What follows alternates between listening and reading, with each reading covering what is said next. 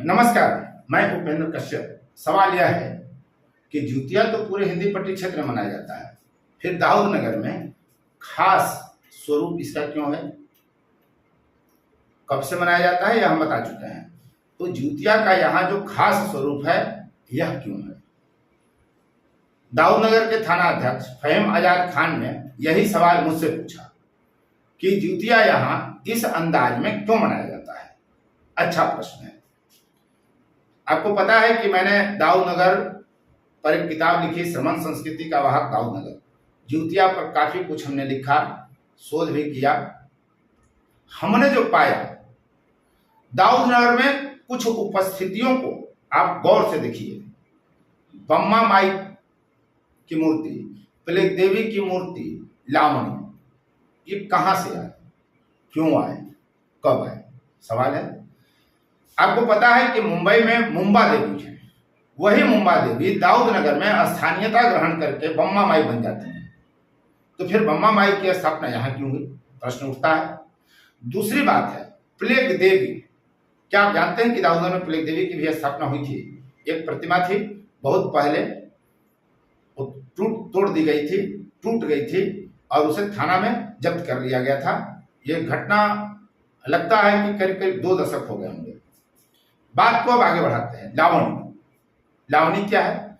एक नृत्य और गे की विधा है लावणी, जो मराठा की है। यानी महाराष्ट्र की मुंबा माई यहाँ बम्मा माई बन जाती हैं। प्लेग जो बीमारी है वह प्लेग देवी बन जाती हैं और लावणी यहाँ प्रस्तुति होती है जिउतिया के अवसर पर। तो आप समझ सकते हैं कि कहीं ना कहीं दाऊद नगर में जो जिउतिया होता है उसका सीधा सीधा सरोकार मुंबई मराठा से है, उसकी संस्कृति से जुड़ा है। तो फिर उसकी संस्कृति से दाऊद नगर क्यों जुड़ा? दरअसल जो गीत है कसेरा टोली में, जितिया जे रूपे लेहरी चरण तुलसी दमड़ी जुगल रंग लाल रे जितिया संवत 1917 के साल रे जितिया, जिस पर हमने बनाकर प्रस्तुत किया था, इससे यह पता चलता है कि ईस्वी सन 1860 में जितिया का जो चौक है कसेरा टोली, वहां जितिया का आगाज हुआ। लेकिन हमने उस वीडियो में आपको बताया था कि यह नकल है, इससे पहले इमली तल प्रारंभ होता था। इमली तल यानी बुनकर समाज का अड्डा, जहां पटवा, ततवा, तांती समाज के लोग बहुतायत में रहते रहे हैं। और ये बुनकर जातियां जब मराठा में क्षेत्र में, महाराष्ट्र के क्षेत्र में मिलों की स्थापना हो रही थी, कपड़ा मिलों की, तो यहाँ के लोग वहां जाकर नौकरी करते थे, काम करते थे। इस बीच यहाँ 1860 ईस्वी सन से पहले, अब कब पहले ये ज्ञात नहीं है, यहाँ प्लेग देव की बीमारी फैली, घर के घर साफ होते चले गए। तब हमारे यहाँ इलाज की कोई समुचित व्यवस्था कतई नहीं थी। ओझा गुनी, झाड़ फूंक, वैद्य, हकीम की ही चिकित्सकीय व्यवस्था उपलब्ध थी। जब गांव के गांव, महल्ले के महल्ले, घर के घर साफ होने लगे तो चिंता बढ़ी और तत्कालीन समाज ने यह चिंतन किया कि इसके लिए ओझा गुनी को बुलाया जाए। जो यहाँ का बुनकर समाज महाराष्ट्र में काम करता था, उसने वहां से ओझा गुनियों को दाऊद नगर बुलाया, आमंत्रित किया। जो जनश्रुति है उसकी हम बात कर रहे हैं, इसका कोई कहीं लिखित प्रमाण नहीं है न। तो जो वहां के ओझा गुनी दाऊद नगर पहुंचे, उन्होंने पूरे शहर का, याद रखिएगा 1860 से पहले दाऊद नगर, जो नगर पालिका 1885 में बनता है, जो चट्टी था, कस्बा था, उसकी आबादी बमुश्किल 5000 रही थी। पूरे शहर के चारों तरफ ओझा गुनियों ने मंत्र पढ़कर अक्षत छिटे, यानी चावल के दाने छिटे, और यहाँ बम्मा माई की स्थापना की।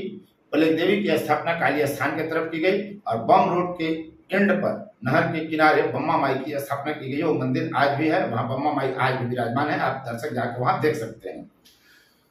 तो उस समय 1 महीने तक रथ जगह करने का नियम ओझा गुनियों द्वारा बताया गया। अब कोई भी समाज, समूह, व्यक्ति के लिए यह संभव नहीं है कि वो 30 दिन की रथ जगह करे।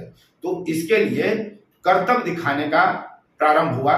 जो 1 महीना रथ जगह किया गया, मंत्र उच्चारण किए गए, जाप तप पूजा पाठ किए गए, उस बीच कर्तव्य दिखाने की योजना बनी। तो जो यहाँ तत्कालीन समाज के जो करतब दिखाने वाले लोग थे। मनोरंजन तो जब से मनुष्य है तब से है।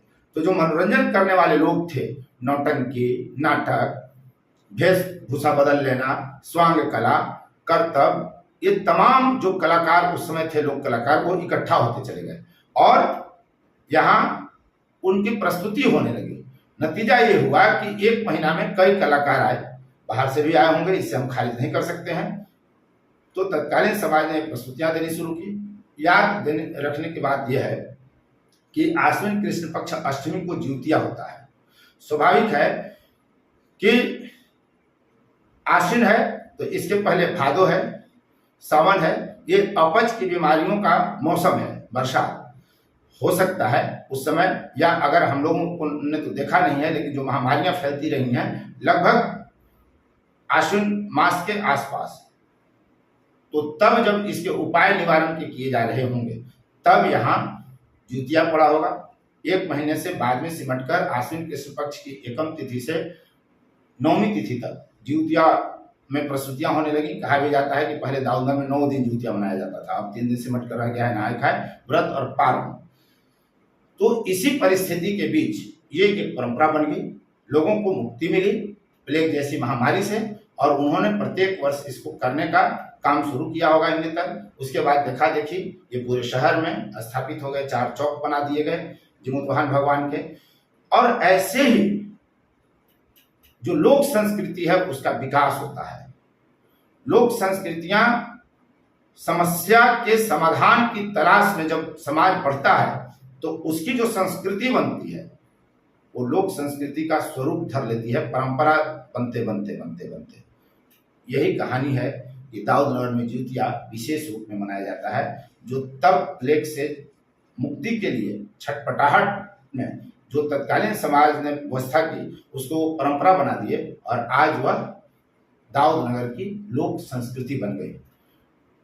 और लोक संस्कृति की विशेषता क्या है, इसे फिर एक नई वीडियो में हम आपको बताएंगे कि दाऊदनगर की जो ज्योतिया संस्कृति है वैसी कोई संस्कृति बिहार में फिलहाल नहीं है, और इसमें अनंत संभावनाएं हैं। इसके जो लोकयान पर जो लोक संस्कृति है दाऊदनगर की, उसको हम खरा उतारने का प्रयास करेंगे, परिभाषित करने का प्रयास करेंगे।